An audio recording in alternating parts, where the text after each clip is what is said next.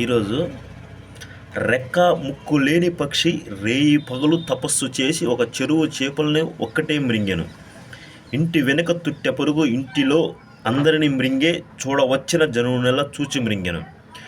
కాళ్ళు చేతులు లేనివాడు కడవ ముంత చేతపట్టి నిండు బావి నీళ్ళని ఒక్కడే ముంచెను. ఏటి మీద స్వాతి కొంగ వేటలాడుచూ రాగా చాటునున్న మీనుపిల్ల అట్టెమ్రింగే.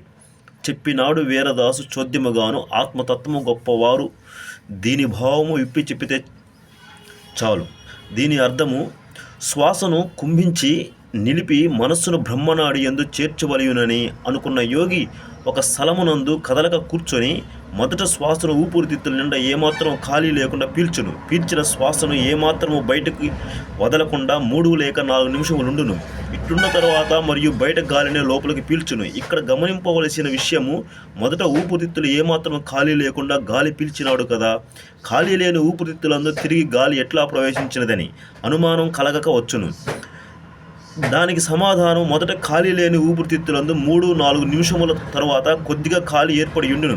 ఆ ఖాళీ స్థలం ఎట్ట ఏర్పడినదనగా, ఊపిరితిత్తులు ఎందున్న గాలి 3-4 నిమిషములకు బయటికి రావాలని ప్రయత్నించును. కానీ బయటికి రాకుండా నిరోధించి ఉన్నందువలన ఊపిరితిత్తులలోని మూలాలకు గాలి చేరుట వలన ఊపిరితిత్తులు కొద్దిగా ఖాళీ ఏర్పడి ఉండును.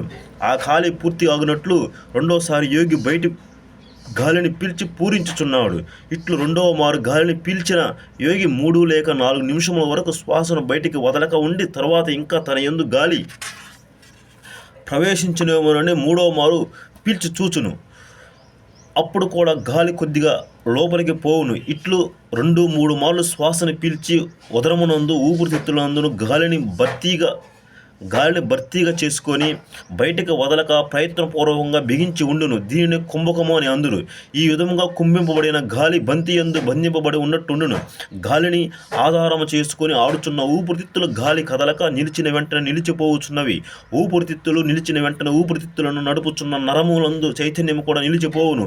నరములందు చైతన్యం నిలిచిన వెంటనే ఆ నరములతో సంబంధమున్న సూర్య చంద్ర నాడులందు చైతన్యము నిలిచిపోవును.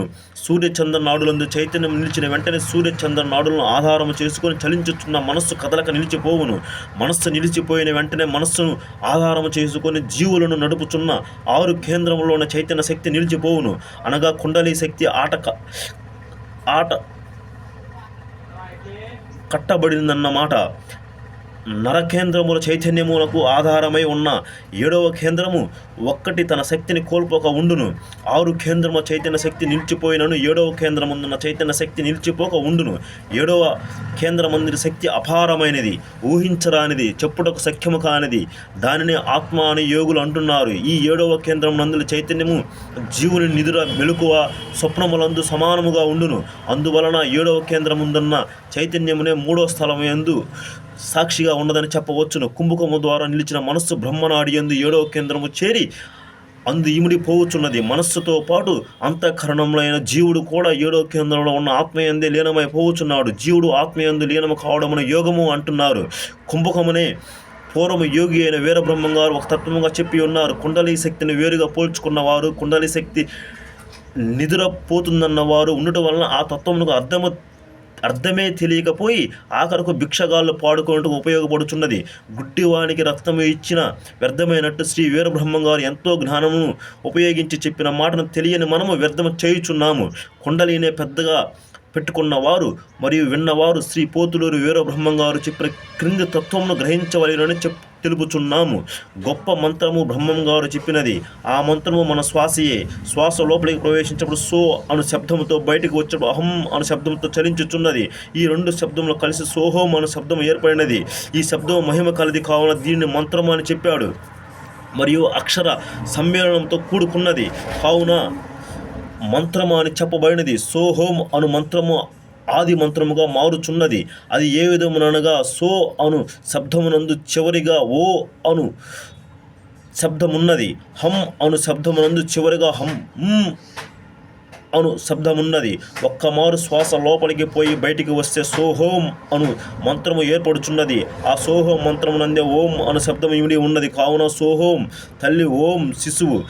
ఓం ప్రపంచ పుట్టుకలో మొదటి పుట్టిన శబ్దము కావున దీని ఆది మంత్రము అనుట సంభవించినది.